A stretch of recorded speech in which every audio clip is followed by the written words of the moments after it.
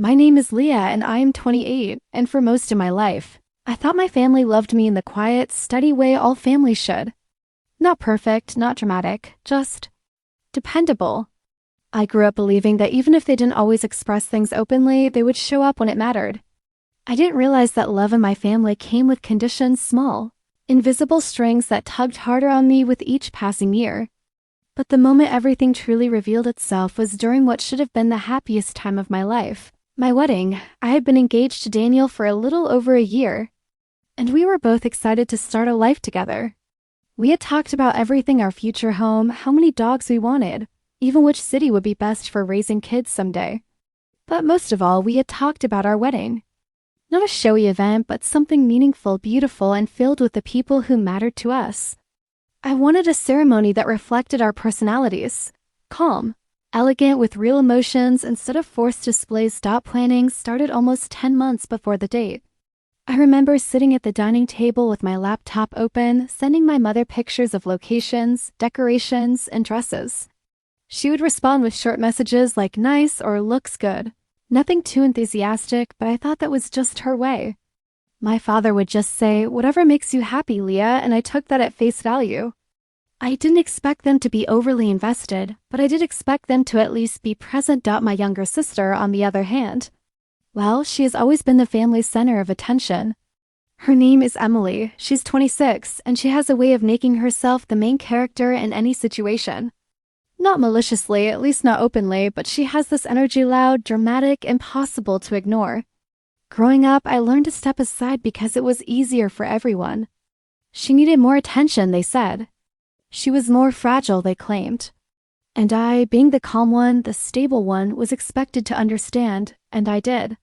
For years I understood, but understanding eventually becomes exhaustion, especially when the pattern never ends. Yet even with all that history, I never thought she would overlap something as important as my wedding. It simply didn't cross my mind.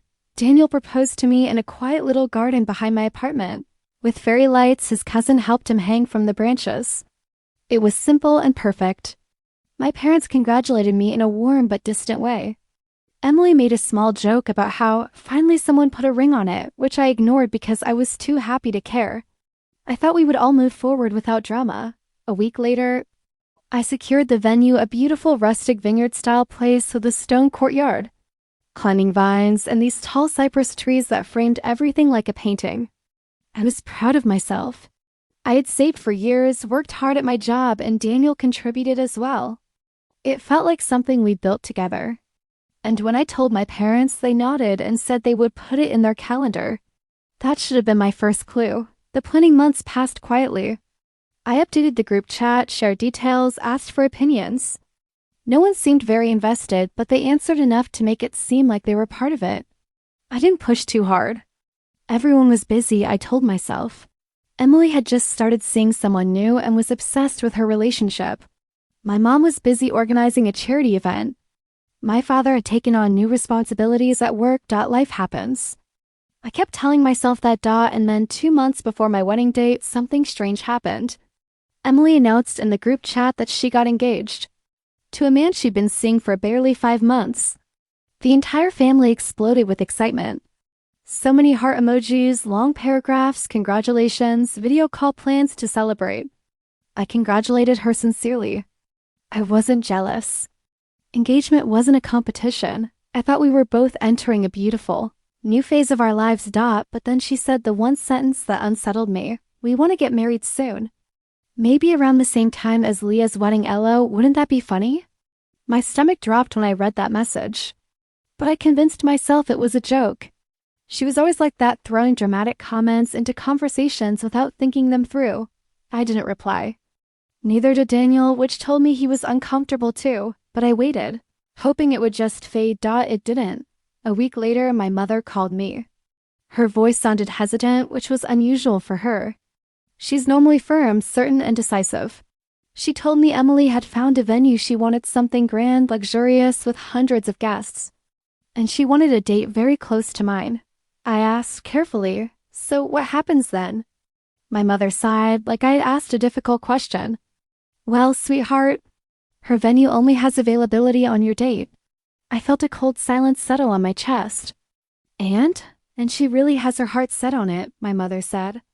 She's your little sister, Leah. She's very emotional about this. You know how she is. I know how she is, I said slowly. But what does that have to do with my wedding? My mother hesitated again. Your father and I think. Maybe you could move your date. I felt like someone had hit the back of my head. Move my date? After 10 months of planning? After putting down deposits? After organizing everything? After sending out invitations? I couldn't even respond at first. When I did, my voice was shaking. Mom, everything is already booked. People bought flights. The venue is secured. We've arranged everything. Yes, but Emily is what? I asked sharply. More important? That's not what I'm saying. But that was exactly what she was saying. The conversation ended with me refusing to move the date. My mother hung up, frustrated. My father texted later telling me to be flexible. Emily sent a long message about how love shouldn't be about dates, and I thought you would be happy for me. I told Daniel everything that night. He held my hand and said, "We'll figure this out. They'll come around." I wanted to believe him. 2 weeks later, I received the message that would shatter whatever hope I had left. The family group chat lit up with Emily's wedding announcements, her venue booked, her guest list, her theme colors, even the hashtag they planned to use. My mother commented on everything enthusiastically. My father said he would walk her down the aisle with pride. Not a single mention of my wedding. Finally, unable to ignore reality, I asked directly in the chat, "Are you all still coming to my wedding? It's in 6 weeks. I need a final head count." No one replied for half an hour. Then my mother wrote, "Sweetheart, we need to talk separately." My phone rang immediately. Her voice was calm. Too calm. "Leah, we've made a decision. Your sister's event is much larger. So many relatives are flying in. It would be disappointing for them if we weren't all together. And your wedding is intimate. It will be small anyway. So your father and I will be attending Emily's wedding instead." I felt my throat tighten. You're choosing her wedding over mine? It's not choosing.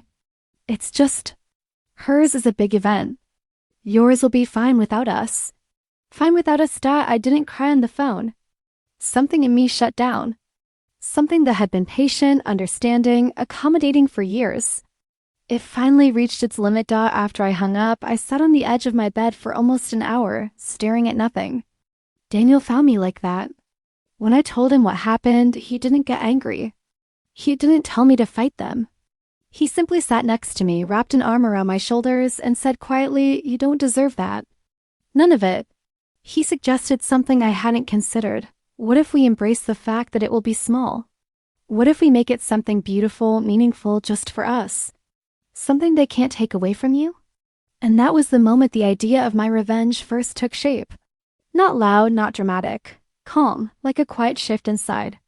I wasn't going to compete with my sister. I was going to redefine the entire situation. Because if my family believed my wedding would be embarrassing compared to hers, then I would create a wedding so breathtaking, so unforgettable, that the absence of those who chose not to come would reveal more about them than it ever would about me. And the place where it would happen. A 35 million real villa in Tuscany. After the shock of my parents' decision settled into something cold and solid inside me, I realized I had two choices. I could let their rejection crush me, or I could create something so meaningful that their absence would no longer hurt. It would simply expose who they were. Daniel's idea of embracing something intimate felt like a lifeline, and I took it. Not out of anger at first, but out of self-preservation. I needed to save what the moment meant to me. And once I began planning again, with a new direction and a new clarity, that quiet self-protection slowly became something else. Something stronger. Something calm but undeniably exact. Revenge. In its most peaceful form. The day after the phone call, I woke up earlier than I had in months. My mind wasn't foggy anymore. It felt strangely focused. I made coffee, sat at the dining table, and opened my laptop. My original wedding venue with its lovely stone courtyard no longer felt right. It was tied to the disappointment, the begging, the explanations. I didn't want anything that reminded me of trying to convince people who didn't want to be there. Daniel sat down across from me, still half asleep, hair messy, voice low. Whatever you decide, I'm with you. He always spoke like that, gentle, steady, never pushing. It made me even more certain that marrying him, regardless of where or how, was the best choice I'd ever made. I started looking at intimate destinations. Quiet beaches. Forest cabins. Small European chapels. Nothing felt like it matched the shift happening inside me. Everything looked like a soft retreat, and I wanted something serene but also powerful. Something that reflected the dignity I wanted to reclaim. Then, almost by accident, I stumbled on a listing for a private villa in Tuscany. It wasn't just any villa. It was the kind of place where movie directors shot scenes for films that were supposed to feel timeless. A grand stone building with tall windows, antique wooden doors, endless gardens, and a long gravel driveway lined with cypress trees. I clicked through the photos, each one radiating a quiet kind of luxury. Not loud, not in your face, just beautifully crafted, elegant, and calm. The price was astonishing. 35 million Brazilian real in property value, the listing said. But it could be rented for events, including micro-weddings. It was absurdly expensive for a normal event, but I wasn't hosting a normal event. I was hosting a ceremony that symbolized a turning point in my life, and as I scrolled through the images, something settled in my chest. A certainty. This, I whispered. Daniel leaned forward. This, I repeated, turning the laptop so he could see. If my family thinks my wedding is small, insignificant, unworthy, then I want to stand somewhere that makes me feel the exact opposite. I want to get married somewhere breathtaking. Somewhere I don't have to defend. Somewhere that doesn't need their approval. Daniel smiled and it reached his eyes. Then we'll do it. We spent the next 3 days finalizing everything. Emails, calls, coordinating with the villa staff, arranging travel logistics. It was exhausting but strangely liberating. Every decision felt like I was pulling myself a little further away from the shadows of my family's choices and closer to something I built for myself. The guest list changed drastically. Originally, we planned for 80 people. Now, 15. People who truly cared. Daniel's parents, who loved me like their own daughter. His cousins, who treated me with warmth I'd rarely received from my own relatives. My 2 closest friends, Sarah and Janelle, who dropped everything to be there for me. And my grandmother, my father's mother, who didn't care whose event was bigger. She simply told me she would be at mine no matter what, even if she had to walk there with her cane. The moment she said that, I cried. Not because I was sad, but because the simplicity of that loyalty felt overwhelming. It made the absence of others sting a little less. Meanwhile, I stayed silent in the family group chat. Completely silent. They continued planning Emily's wedding with excitement, acting as if I disappeared. Maybe they thought I would quietly accept everything and move on. Maybe they assumed I would attend Emily's wedding anyway, as a good sister should. Or maybe they didn't think about me at all. What they didn't know was that every message they sent only reinforced my resolve. Because silence, I realized, is also a language. And people reveal a lot when they think you have nothing to say. 2 weeks before my wedding, I finally sent a short message in the group chat. Just confirming again, none of you will attend my wedding. Correct? The replies came quickly this time. My mother, sweetheart, please don't make this dramatic.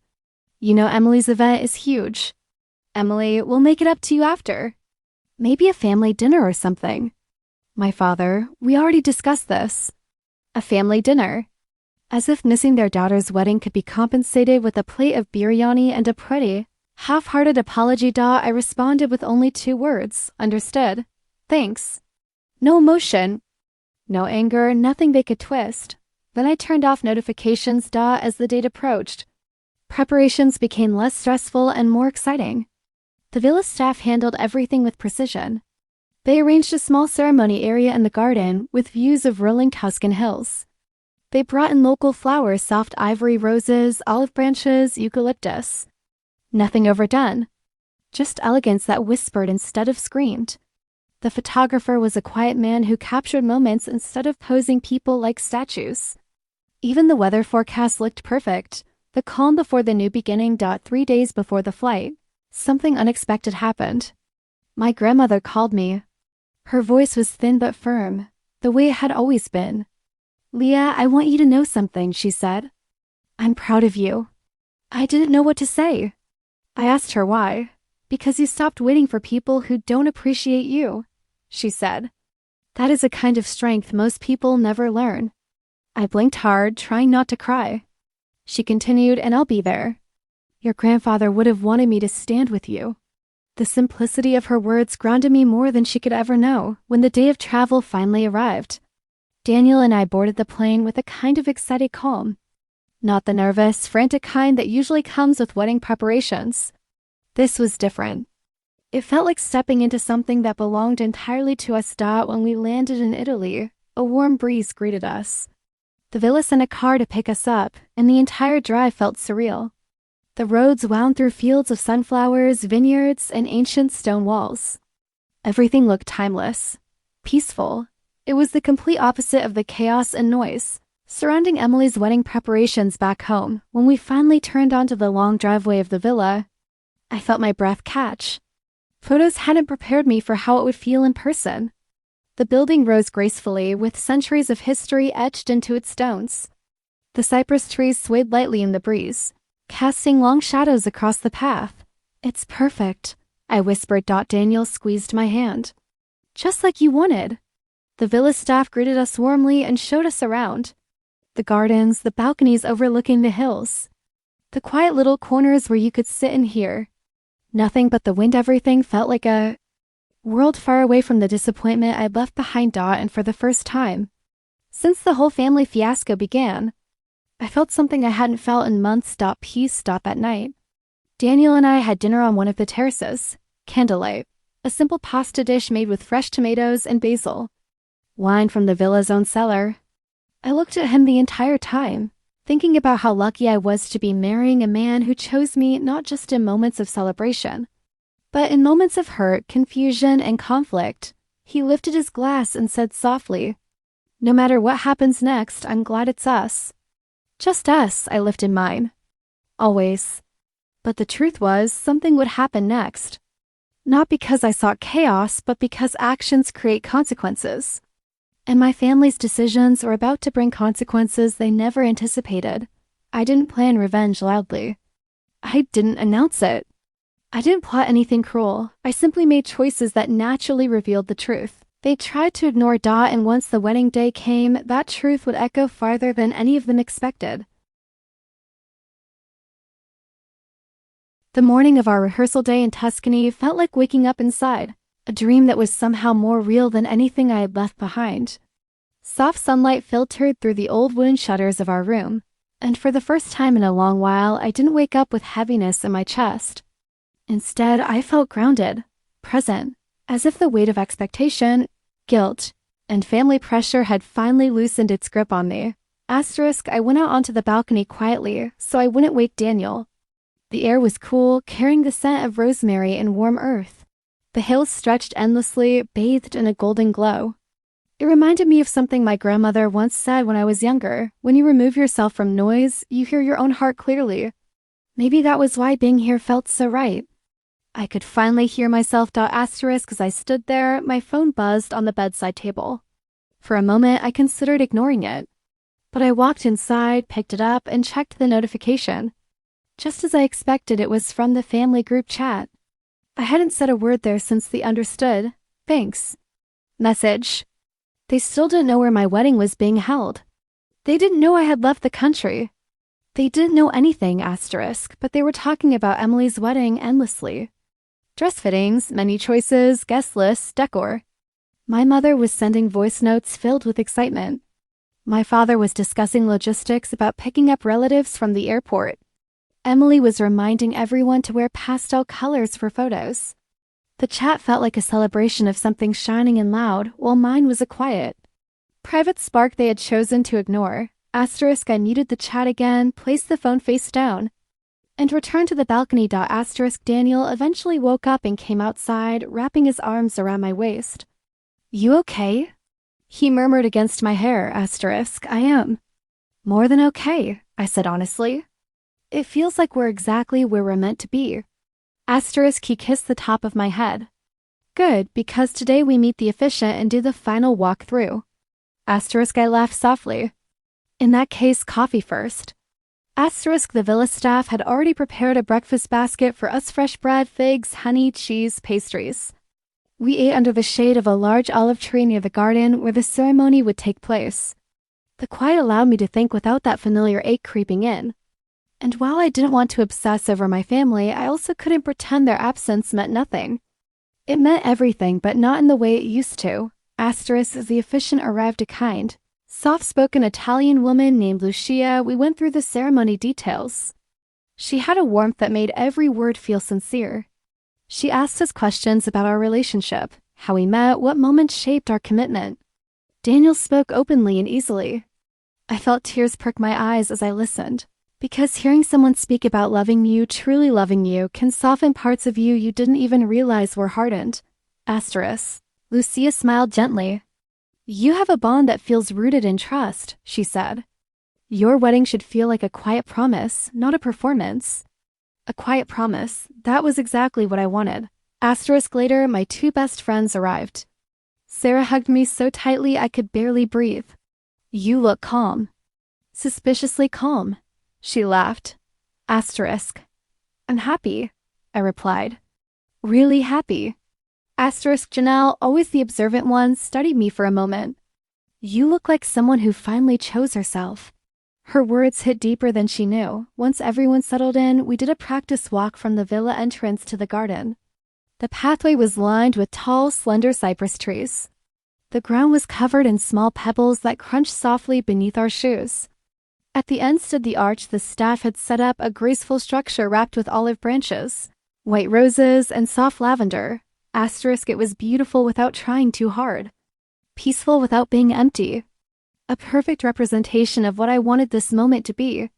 Asterisk, after the rehearsal, we spent the afternoon exploring the villa grounds. Daniel's parents arrived and hugged me as if they hadn't seen me in years. His mother squeezed my cheeks and said, My daughter-in-law will be the most beautiful bride. And despite everything I had been through, I felt warmth spread through my chest.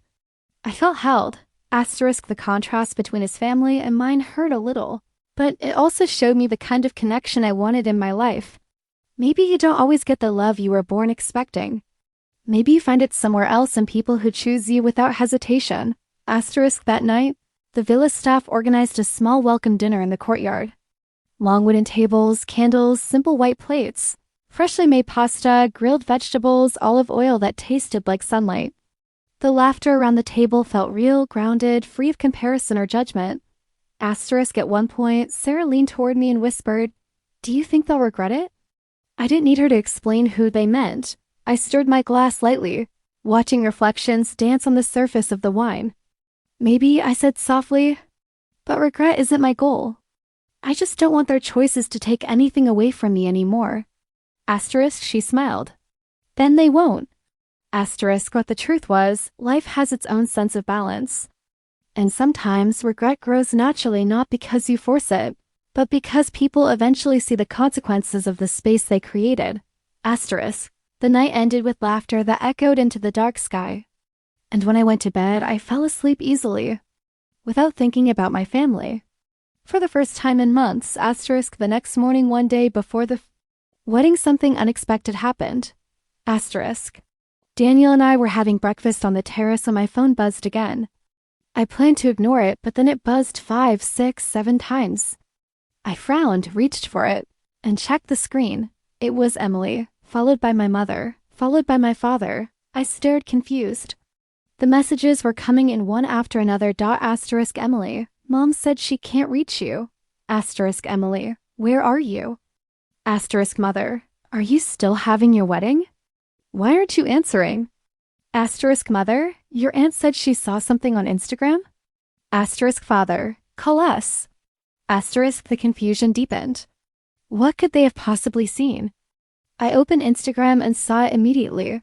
Sarah had posted a single photo on her story the night before, a wide shot of the Tuscan hills with the caption, Here for something beautiful.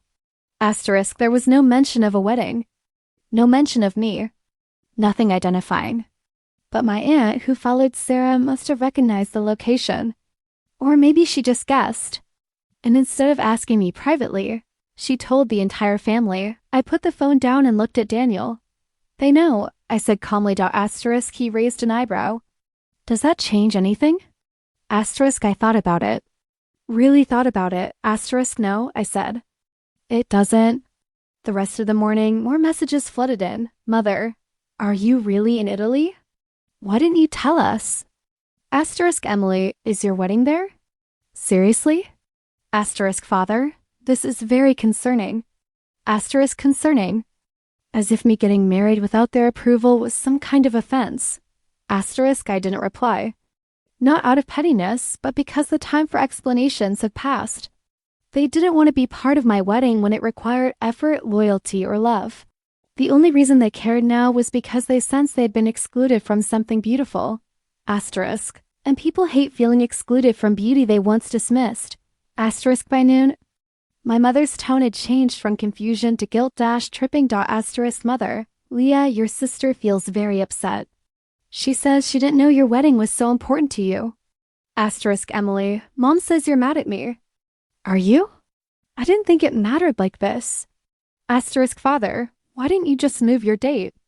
We could have attended both. Asterisk, I felt a strange calm settle over me. They still didn't understand. They never would. They weren't sorry for choosing Emily. They were sorry for being caught choosing her. Asterisk, I finally responded with a single sentence. Asterisk, I'm getting married tomorrow. I hope you have a wonderful time at Emily's wedding. Asterisk, nothing more. Nothing less. Asterisk, minutes later, my mother called me. I watched the phone ring until it stopped. Then I set it to silent and placed it face down again. Asterisk, Daniel reached across the table and squeezed my hand. Tomorrow is ours, he said. Just ours. And he was right, that evening. As the sun dipped behind the hills and the sky turned orange and soft pink, I remembered something important. Revenge doesn't always look like confrontation. Sometimes, it looks like living beautifully in the places where people never expected you to bloom. Asterisk. And I was ready to bloom. Asterisk, because tomorrow, in a villa overlooking the rolling Tuscan countryside, surrounded by people who actually cared, I would walk toward a future that no longer included begging for space in someone else's priorities. The wedding day was only hours away, and soon the real shift would begin. I didn't expect waking up in Tuscany to feel so quiet. Not an empty kind of quiet, but the kind that happens when you finally stop fighting for space in people's lives. The morning sunlight poured through the villa's tall windows, turning everything gold, and for a long moment I just lay there listening to the soft rustling of olive trees outside. It was strange my wedding day had been so peaceful compared to the chaos my family had tried to pull me into. But even after the ceremony, even after the dinner, even after dancing under fairy lights with friends who genuinely wanted to be there, something still tugged at me inside. Asterisk, not anger. Not sadness. Something more like clarity. Asterisk, the Tuscany wedding wasn't just a backup plan. It had become the start of something new. And that truth kept echoing in my mind every time I thought about what had happened back home. The messages, the comparisons, the decision to leave me alone on a day that was supposed to be shared. Asterisk, after brunch the next morning, Luca and I took a walk through the vineyard behind the villa. The air smelled like rosemary and ripe grapes, and I tucked my arm into his, leaning my head lightly against his shoulder. He didn't say much. He rarely filled silence just for the sake of it.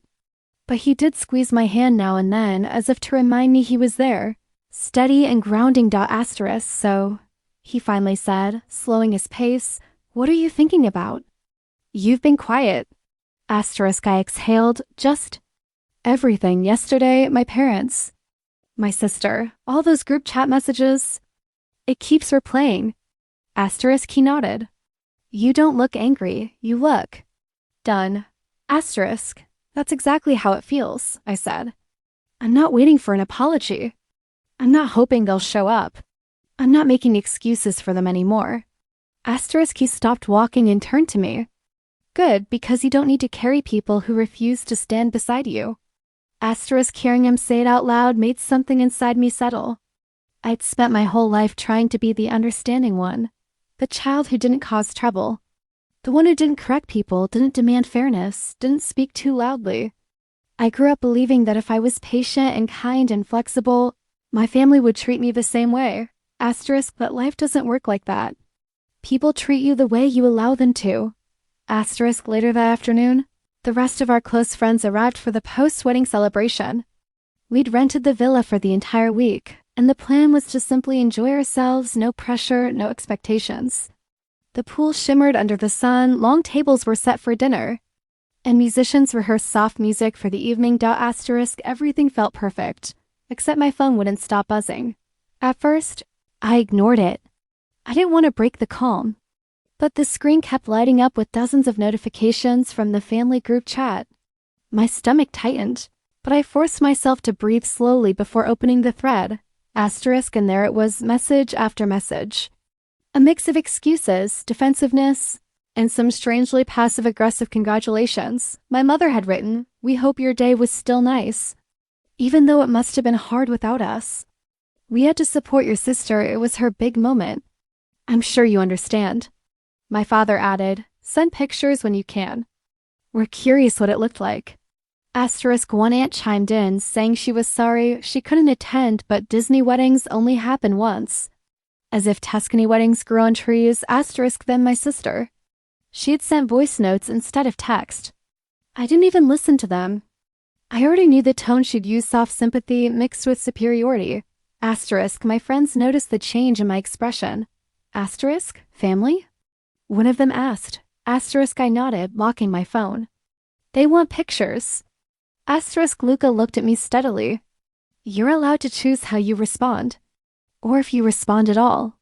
Asterisk, I appreciated his calmness, but the truth was, I did want to respond not out of anger, but out of honesty. For years, I stayed quiet to keep peace that never really existed. But now with this wedding, this villa, this new beginning, I felt the courage to say what needed to be said. Asterisk, not a fight. Not an attack. Something clearer, firmer. Asterisk, so after dinner, when everyone had drifted into conversations and soft music floated through the courtyard, I stepped away to one of the balconies overlooking the valley. Asterisk, the sky was a deep purple, dotted with the first stars, and the air was cool enough to make me wrap my shawl around my shoulders. I opened the group chat, scrolled past the excuses, and finally typed, Asterisk, I did have a beautiful wedding. I was surrounded by people who genuinely wanted to celebrate with me. It wasn't hard without you, it was peaceful. I hope yesterday helped you understand what it feels like when someone you love chooses someone else instead of you.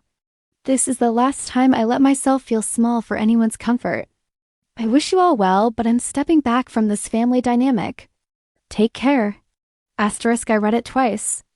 Every word felt honest. Not dramatic. Not emotional. Just true.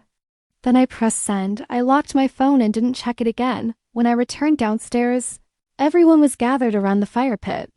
Someone handed me a mug of warm tea. Luca glanced at me, raising a brow in question. I smiled gently. It's done, I whispered. He held my gaze for a moment, searching my face. Then he smiled back, slow and proud. Asterisk, the next day, we woke up to rain tapping softly against the windows, a rare, gentle shower that left the whole villa smelling clean and earthy. It felt symbolic somehow, like the world itself had decided to wash away the last traces of tension. Asterisk, when I eventually checked my phone, the group chat had exploded overnight. Dozens of messages, shock, guilt, confusion, attempts to flip my words back on me. My mother insisted she didn't mean to hurt me. My sister accused me of ruining a happy moment. A few cousins stayed silent. My father sent a short message. We can talk when you've calmed down. That one actually made me laugh. Calm down? I hadn't felt this calm in years. Asterisk, I didn't reply. I didn't owe them more energy, but I also didn't expect what came next. Around noon, one of my cousins, Sarah, sent me a private message. She'd always been the quieter one in the family, the one who blended into the background but noticed everything. Asterisk, her message said, I'm proud of you. And for what it's worth, a lot of us think what they did was wrong. They just won't say it out loud. Asterisk, it surprised me. But it warmed something inside me too. Maybe I wasn't as alone as I thought. Asterisk, that afternoon, Sarah sent me a few screenshots that made me sit down slowly on the edge of the bed. Private conversations. Group chats I wasn't a part of. Messages where my sister and her friends mocked the idea of my wedding being fancy. Comments from older relatives comparing the cost of venues. My parents making jokes about how Leah won't mind if we skip. She's always been the independent one. Asterisk, that last line stung the most. Not because of what it said, but because of how familiar it felt. That was exactly how they saw me, independent. As if it were a personality trait rather than a survival method. Asterisk, Luca found me staring at the screenshots. Silent and still. Asterisk, he sat next to me and read them over my shoulder. When he finished, he didn't say anything right away.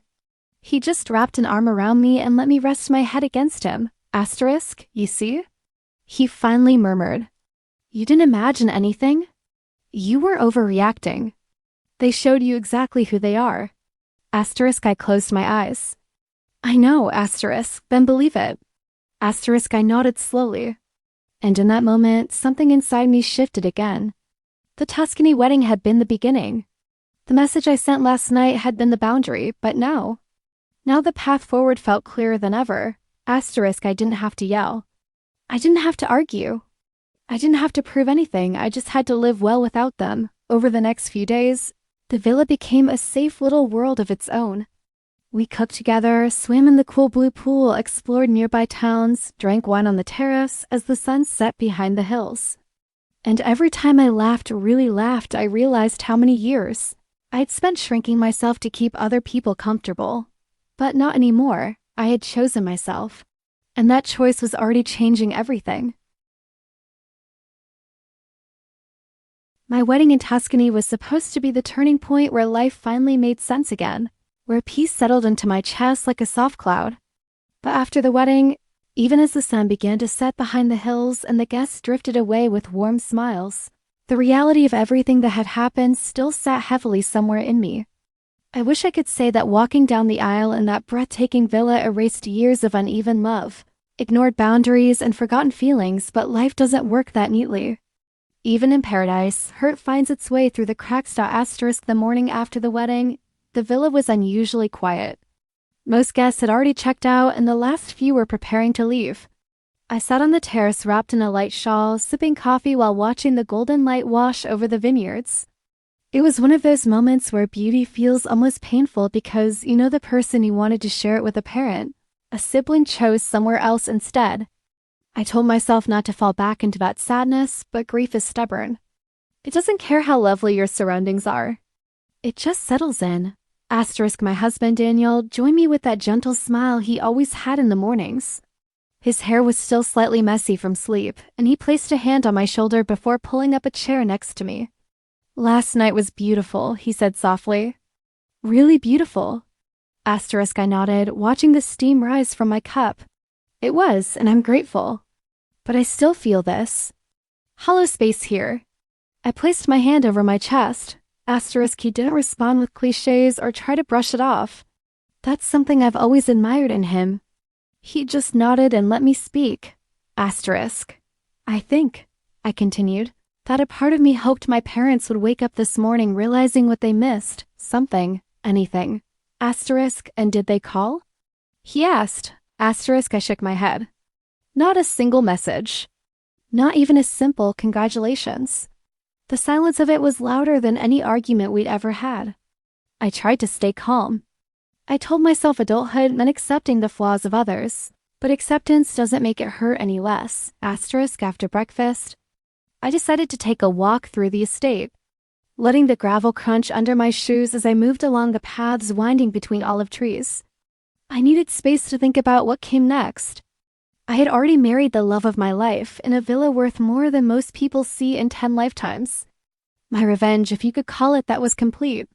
I had shown them that I wasn't some fragile daughter whose life revolved around their approval. But something inside me wasn't satisfied, and I think I finally understood why. Asterisk, my parents hadn't just chosen my sister. They had discarded me coldly, without hesitation. They hadn't just skipped my wedding. They acted as though it didn't matter. As though I didn't matter. And some bruises go deeper than anything material can fix. Asterisk, as I walked, my phone buzzed. I almost ignored it, thinking it was one of the guests. But when I glanced at the screen, I froze. My mother. A single message. Asterisk, I opened it, expecting. I don't know. Guilt. Apology. A lit attempt at reconciliation. Asterisk, instead, it said, asterisk, Your sister told us your wedding looked very small. We hope you didn't waste too much money. When you return, we need to discuss some family matters. Asterisk, I stood there in the middle of the path, staring at the screen. Small? My sister wasn't even there. How would she know? And the tone was what got me, cold, uninterested, almost patronizing, as if I were a child playing pretend. Asterisk, I felt something shift inside me, not anger, not sadness. Just clarity. Asterisk, my sister didn't want me to have a wedding that could outshine hers. And my parents, without questioning anything, sided with her. It was almost laughable. This wasn't a family matter. This was a pattern. A long, tired pattern. Asterisk, I walked back to the villa and found Daniel reading in the lounge. He looked up when I entered, and I must have looked disturbed because he immediately asked what happened. I handed him my phone, and he read the message quietly. Asterisk, Leah, he sighed, handing it back. You know that's not about your wedding. That's about them. Their priorities. Asterisk, I know, I said. But I think I'm done trying to convince them of anything. Asterisk, what are you thinking? He asked carefully. Asterisk, I took a deep breath. I think it's time they understand the distance they created. Not out of revenge, just truth. Asterisk, he nodded slowly. Then we do it calmly. On your terms. Asterisk, the more I thought about it, the clearer it became. My revenge wasn't meant to hurt them. It was meant to free me from the idea that I needed their validation to feel complete. Asterisk, but sometimes clarity leads you straight into confrontation. Asterisk, that afternoon. While the staff prepared for our departure, I called my parents. I didn't want to send a message. Texts can be ignored. Calls can't. Asterisk, my mother answered on the fourth ring. Her voice was flat. Yes, Leah? Asterisk, Mom, I said calmly. I heard from you for the first time today, and I just wanted to talk. Asterisk, well, we've been busy. Your sister's wedding was very hectic. Asterisk, I swallowed my frustration. I understand that. But you didn't even acknowledge mine. Asterisk, your sister said yours was very quiet, she said. We thought maybe you wanted something low-key. Asterisk, I almost laughed. Mom, you know exactly why it was smaller. Because you all weren't there. Asterisk, she paused. Leah, this isn't the tone to take. We supported your sister because she needed us. Double quotes asterisk, and I didn't. I asked, feeling the calmness settle deeper into my voice. 10 months of planning. 10 months of saving dates. You knew. You were part of it. Asterisk, well, she said stiffly, your sister's plans were more important to the extended family. Asterisk, there it was. The truth wrapped in her usual casual cruelty. Asterisk, okay, I said quietly. Then let's make this easier for everyone. Asterisk, what does that mean? Asterisk, it means, I replied, that I think we should take space from each other. You've made your choice. And I'm not going to keep pretending it doesn't hurt. Asterisk, my mother sounded offended. Leah, don't be dramatic. Asterisk, I'm not, I said. For the first time in my life, I'm being honest. Asterisk, there was a long silence. Then she said, if that's how you want it. It's how it needs to be, I answered, and I ended the call. Asterisk, it didn't feel victorious. It didn't feel triumphant. It just felt real. Asterisk, that evening, Daniel and I took a drive through the countryside, letting the warm air rush in through the open windows. I leaned my head against the seat, feeling something slowly untangle inside me. It wasn't happiness exactly. It was relief. A quiet kind of relief. Like stepping out of a storm you didn't realize you'd been standing in for years. Asterisk. We returned to the villa as the sky turned orange, and I watched the sun dip behind the hills one last time. I realized something important as the shadows stretched across the vineyards. Revenge doesn't always roar. Sometimes it whispers. Sometimes it's simply the moment you stop chasing people who never turn back to look for you. Asterisk, and sometimes the most powerful revenge is building a life so full, so peaceful, and so genuinely yours that their absence no longer feels like a loss. Asterisk, but my story didn't end there. There was one more chapter left, a chapter I didn't see coming.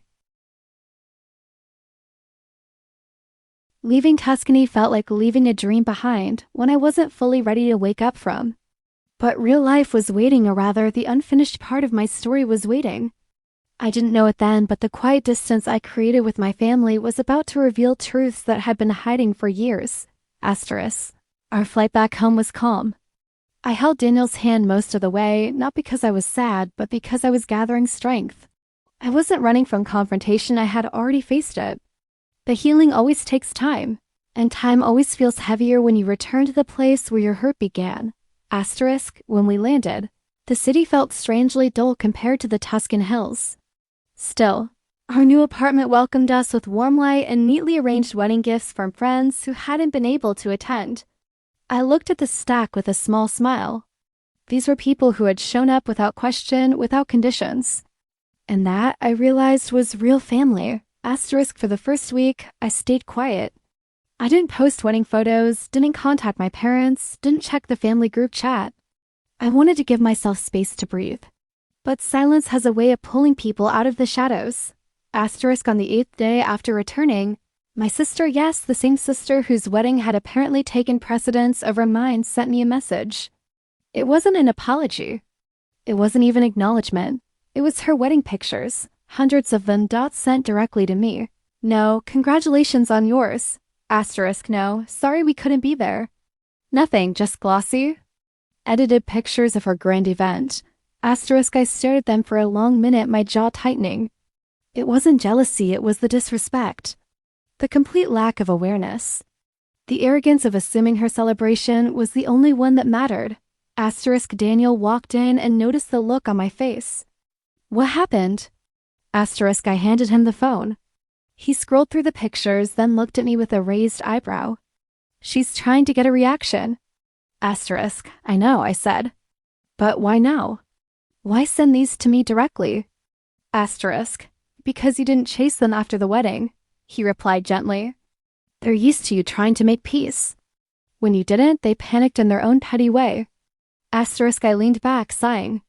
I'm so tired of being the one holding the peace. Let them sit in their own choices. And I meant it. But this was the moment when something shifted again, not inside me, but in the dynamic with my family. Because when I didn't respond to the pictures, not even with a polite nice, suddenly they realized their power was slipping. Asterisk. The next day, my father called me.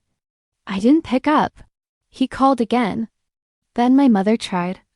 Then my aunt. It was as if the entire family had suddenly remembered I existed. Asterisk. Eventually, I answered my father's call not out of obligation, but because I wanted closure. Asterisk. He started with a sigh. Leah, your mother is upset you've been ignoring us. Asterisk. I haven't been ignoring anyone, I said calmly. I've been healing. Asterisk. Well, he said in that familiar dismissive tone, your mother says you were rude during that last call. Asterisk. I closed my eyes briefly. This was the pattern. They hurt me, I reacted. They called my reaction the problem. Asterisk. Dad, I said quietly, you didn't even congratulate me on my marriage. Asterisk. Well, he said again, we were busy. Asterisk. And that's exactly the point, I replied. You weren't too busy to attend my sister's wedding. You weren't too busy to talk about hers, plan hers, support hers, but mine? You treated it like a minor inconvenience. He didn't respond. So I continued, I didn't ask for money. I didn't ask for favors. I only wanted my parents present. And you didn't come. That's your choice. But my reaction to that choice is my right. Another long silence. Then he asked something that both surprised me and didn't surprise me at all. Did your wedding really happen in Italy? Or was that an exaggeration? Asterisk. I almost laughed. It happened. In Tuscany. In a villa worth 35 million reais. But the value of the place wasn't the point. Asterisk. Then what was? Asterisk. The peace, I said. The dignity. The love. All the things I couldn't find with you. Asterisk. He didn't know what to say to that. And for the first time in my life, I didn't rush to fill in his silence. I let him sit in it. Asterisk. Finally, he said, your mother wants you to send her the wedding photos. Asterisk. I felt something cold and sharp settle in my chest, not anger, not bitterness. Just truth. Asterisk. Dad, I replied, my wedding was not a spectacle for people who didn't care enough to attend. When someone chooses not to be part of my happiness, I don't owe them a backstage pass afterward. Asterisk, he sighed again, clearly frustrated. You're being difficult. Asterisk, no, I said calmly. I'm setting boundaries. And I ended the call. After that conversation, the calls and messages slowed, then stopped. I expected to feel guilty. I expected to question myself. But all I felt was stillness. A quiet that I hadn't known in years. Asterisk. It was around this time that I posted one single wedding photo. Asterisk. Just one. Asterisk, a picture of me and Daniel standing on the villa terrace with the sun setting behind us. No caption. No tags. Just the moment. Asterisk, within minutes, comments poured in from friends, colleagues, distant acquaintances, all congratulating us, complimenting the view, the dress, the serenity of it all. It was honest. It was kind. And it made my heart feel full. Asterisk, my family? They said nothing. Asterisk, not a like. Not a comment. Not a message. Asterisk, and strangely, that silence felt like the final confirmation I needed. Their absence wasn't a punishment. It was protection from people who never intended to show up for me. A few weeks later, something unexpected happened. My aunt, the only truly neutral one in the family, called me. Unlike the others, she didn't approach with accusation or guilt. Asterisk, she started softly. Leah, I saw your wedding photo. You looked beautiful. Thank you, I said genuinely. I wanted you to know. She hesitated. Your mother has been telling the family that you intentionally scheduled your wedding on your sister's date to cause drama. Asterisk, I closed my eyes. Auntie, they knew my date 10 months in advance. Asterisk, I know, she said quickly. And so does everyone else. They just let her say it because it's easier than correcting her. Asterisk, I felt a deep ache in my chest, not because of the lie, but because of how quickly the people I grew up with accepted it. Asterisk, my aunt continued, but here's the part you need to hear. Many relatives asked your parents why they didn't try to attend both weddings. And your sister told them that your wedding would be too embarrassing because you always do things too small. Asterisk, I breathed out slowly. I see. Asterisk, I just thought you should know the truth, she said softly. Asterisk, and I appreciated her for it. Truly. Asterisk, but that was the moment when everything clicked into place. My family didn't miss my wedding. They dismissed it. They didn't forget me. They underestimated me. Asterisk, they didn't choose her over me. Asterisk, they believed I was the safe one to hurt. Because I never fought back. Until now. And that quiet realization, that calm truth became the final piece of my revenge, not through anger, not through confrontation, but through elevation. Asterisk, through building a life they can no longer belittle. Asterisk, through choosing peace over participation in their chaos. Asterisk, through stepping away from people who only stayed close enough to take advantage of my kindness. Asterisk, the months that followed were the happiest of my life. Daniel and I traveled, worked on our careers, hosted small dinner parties with friends who genuinely valued us. For the first time, my life felt mine. Asterisk, every now and then, I'd hear whispers from the extended family, curiosity about the villa, envy about the photos, shock at how beautiful the ceremony looked. And I didn't correct any assumptions, didn't add details, didn't seek validation. Asterisk, because real revenge isn't loud. Asterisk, it's not dramatic. Asterisk, it's not made of explosions or public confrontations. Real revenge is living well, calmly, gracefully, authentically. Asterisk. Real revenge is choosing peace in a world that tried to make you feel small. Asterisk, real revenge is knowing that you built a life so full, so loving, so strong, that the people who once hurt you now have to watch from a distance. Asterisk. And that's exactly where my story ends, not with bitterness, not with anger. Asterisk, but with peace. Asterisk, if you felt connected to my journey, don't forget to like, share, and subscribe to my Calm Revenge for more calm, real-life stories like this.